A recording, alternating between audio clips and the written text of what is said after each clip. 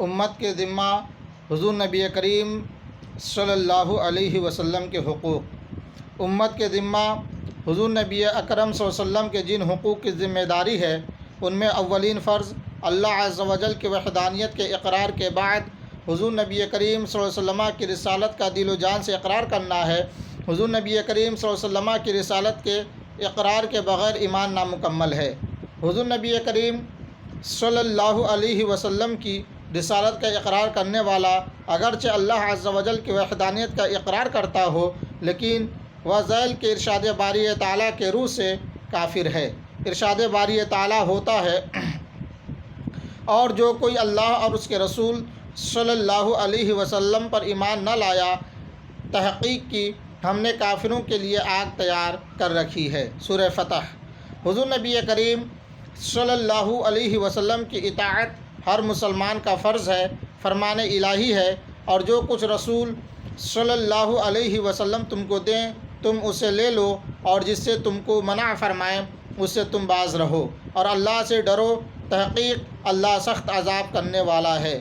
بخاری شریف میں حضرت ابو بکر صدیق رضی اللہ تعالی عنہ نے بوقت وصال اپنی صاحبزادی ام المؤمنین سیدتنا حضرت عائشہ صدیقہ رضی اللہ تعالی عنہ سے دریافت کیا کہ حضور نبی کریم صلی اللہ علیہ وسلم کے کفن میں کتنے کپڑے تھے، اور حضور نبی کریم صلی اللہ علیہ وسلم کا وصال کس روز ہوا۔ آپ کے دریافت کرنے کی وجہ یہ تھی کہ آپ کو حضور نبی کریم صلی اللہ علیہ وسلم سے بے پناہ عشق تھا، اور آپ چاہتے تھے کہ بوقت وصال آپ کو حضور نبی کریم صلی اللہ علیہ وسلم سے موافقت نصیب ہو جائے۔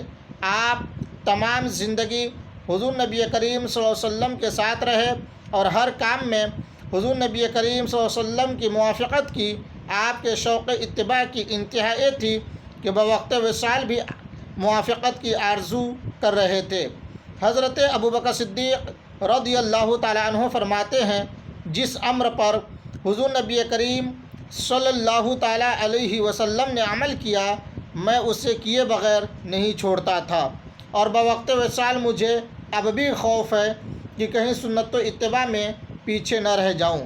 بخاری شریف میں حضور نبی کریم صلی اللہ علیہ وسلم کی اتباع کا ایک اور واقعہ حضرت عمر فاروق اعظم رضی اللہ تعالی عنہ کا ہے۔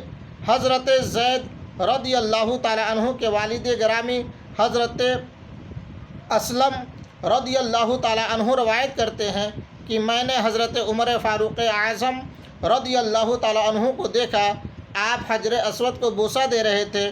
حجر اسود کو بوسہ دینے کے بعد آپ نے فرمایا کہ اگر میں نے حضور نبی کریم صلی اللہ علیہ وسلم کو تجھے بوسہ کرتے ہوئے نہ دیکھا ہوتا تو میں تجھ کو کبھی نہ چومتا۔